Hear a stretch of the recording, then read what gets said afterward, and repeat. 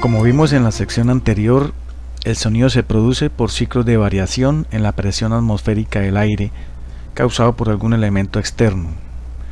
En nuestro caso, este elemento perturbador es la lengüeta, que debido al paso forzado del aire por esta cavidad cerrada por un extremo, la hace vibrar en un comportamiento llamado oscilatorio. Aquí podemos observar la oscilación de la lengüeta en tiempo real, tal como lo perciben nuestros ojos, y en estas otras imágenes observen la oscilación, pero en cámara lenta con la ayuda de la cámara estroboscópica. Es muy importante no olvidar que no es la oscilación de la lengüeta la que produce el sonido, ni el paso del aire a través de ella. Aquí lo podemos comprobar al hacer vibrar una lengüeta. Como ustedes se dan cuenta, solo se percibe una sorda vibración metálica muy apagada. Ahora inmovilizamos la lengüeta y accionamos el fuelle para suministrar el caudal de aire, y como podemos apreciar, no se produce ningún tipo de sonido audible. Para que se produzca sonido como lo percibimos al ejecutar el instrumento, se tiene que dar las dos circunstancias al mismo tiempo: que haya fluido de aire o flujo de aire y que la lengüeta ya haya empezado a oscilar. Realmente este es un complejo efecto. Esto significa que en realidad el sonido es producido por los batidos de las lengüetas, que se comportan como palas golpeando las moléculas de aire en ambos sentidos, como lo apreciamos en esta figura, produciendo las variaciones de presión anotadas anteriormente. Concluyendo, nuestros oídos no perciben la oscilación de la lengüeta ni el flujo de aire, solo sus variaciones de presión.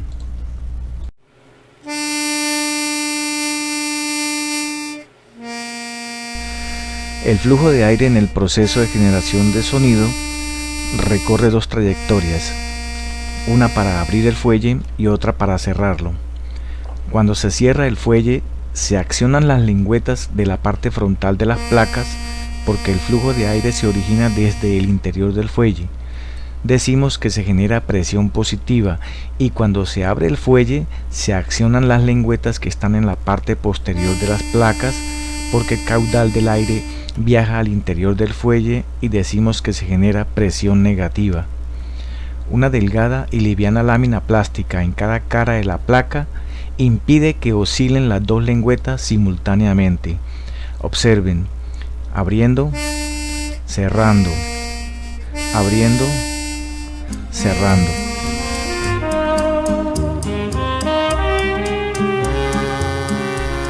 ¿Pero por qué oscila la lengüeta?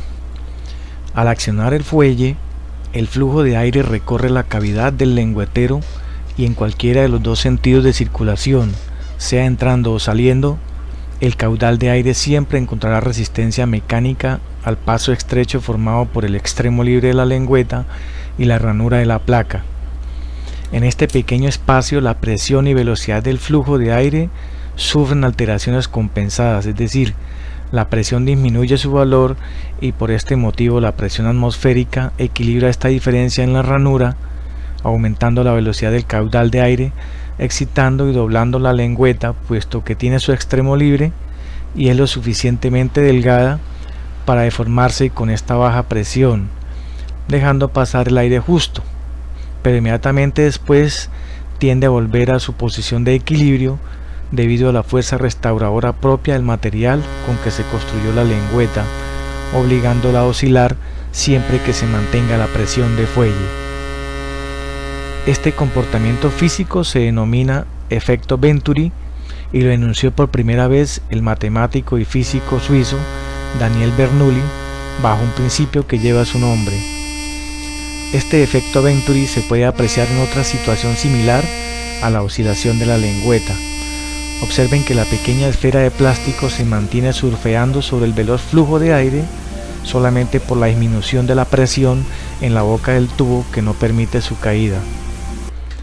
Si la presión del aire no disminuyera, la lengüeta quedaría rígida, sin oscilación y no generaría sonido. Es por esta compensación entre presión y velocidad del caudal de aire lo que permite que las oscilaciones sean isócronas, es decir, mantienen constante el número de oscilaciones por segundo o frecuencia, independientemente del nivel del caudal de aire involucrado en el proceso, debido a la presión ejercida por el fuelle, como lo apreciamos en este medidor frecuencial. Este comportamiento de la energía eólica en la ranura lo podemos apreciar en estos gráficos simulados por ordenador en la Universidad de Mississippi por el físico Greg Borgren en sus estudios sobre aerodinámica, de acuerdo a los datos registrados en el proceso oscilatorio de la lengüeta. Allí se puede observar las distintas fases del efecto Venturi ocurrida en la zona comprendida entre el extremo libre de la lengüeta y la ranura de la placa. Las zonas que están en coloración azul representan baja velocidad del flujo y las zonas en amarillo naranja las de mayor velocidad. En estas gráficas iniciales se nota que el flujo está viajando de arriba a abajo, por consiguiente esta lengüeta está funcionando en el modo cierre. En la primera y segunda fases, cuando se procede a cerrar el fuelle, se observa un aumento de la presión por encima de la lengüeta. Este color claro representa el aumento de presión de acuerdo al principio de Pascal, ejercida uniformemente en todos los puntos del interior del fuelle, haciendo que el extremo libre se desplace un poco por la ranura hasta el límite interior. En esta tercera fase empieza a ocurrir el efecto Venturi. Se observa que la presión del aire empieza a disminuir, observen la poca presencia de color claro, a la vez que la magnitud de su velocidad, como se puede apreciar por el cambio de color, empieza a incrementarse originando el flujo. Estos pequeños vórtices indican la forma como inicia la excitación de la lengüeta. En esta cuarta fase la presión se hace aún más baja y proporcionalmente su velocidad se incrementa aún más, deformando la lengüeta y desplazando su extremo libre del punto de reposo.